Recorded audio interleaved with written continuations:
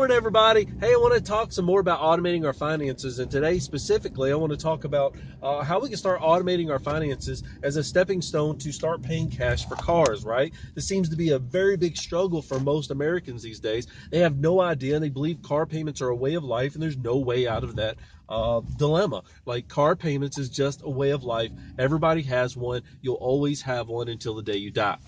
False. False. That's bad advice. If you ever hear that, run from it.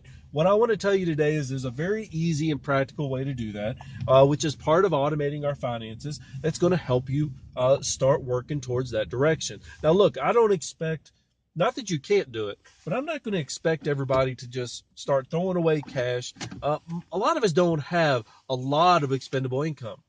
But here's what I suggest.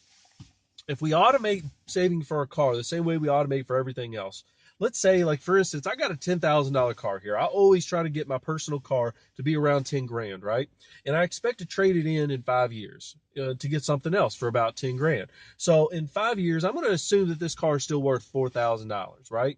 So in 5 years, I'm going to have a car to trade in worth 4,000, and I'm going to need another 6 grand, right, to get that $10,000 car, which means I'm going to need to save 6 grand between now and 5 years from now.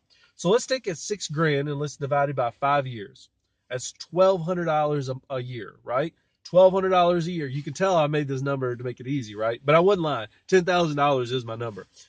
So $12,000 a year is $100 a month. We break that into fours because we want to put it back weekly as we get our weekly check, or bi-weekly if you get a check every other week. So that's $25 a week for me, since I do weekly.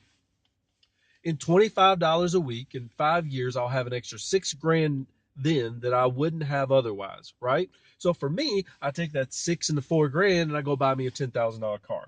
Okay, so you're in a car payment right now. You have a $200 car payment a month. Okay, let's just use that for instance. Let's say you decide to put that same $25 away and you was able to make it 5 years on the car you had now. Okay, and you have a $200 car payment. That's actually about a $10,000 car. So you got a $10,000 car. So it's actually a lot like my situation. You're going to have about a $4,000 car in 5 years, and you're going to have uh, just paid it off, and you're going to have 6 grand.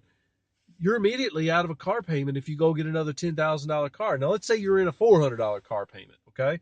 And let's say and you do the same thing, and you have 6 grand in 5 years. You save $25 a week or $50 every 2 weeks, and you save for 5 years, and you have that 6 grand. Now, granted, you can't go out and buy the same car that you're in now for 6 grand. I get that.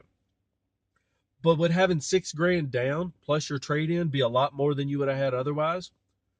Could you not roll that into the next car? And so, like, if you have $6,000 less, or if you put $6,000 on your next car that you didn't otherwise have, and you bought the same price of vehicle, would your payment not be less because you have 6 grand down? What if you took the difference between your payment before and your new payment, since it's going to be lower, and you added that to your $25 a week, and you put that in a savings account? In 5 years, would you not have more to put down? Maybe 12 grand or 13 or maybe even 20 grand to put down towards the next car?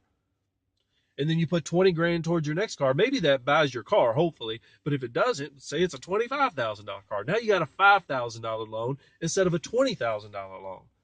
And now if you put the difference of of that payment now and your first payment, you started with $400 a month. Now you're down to like $90 a month, right?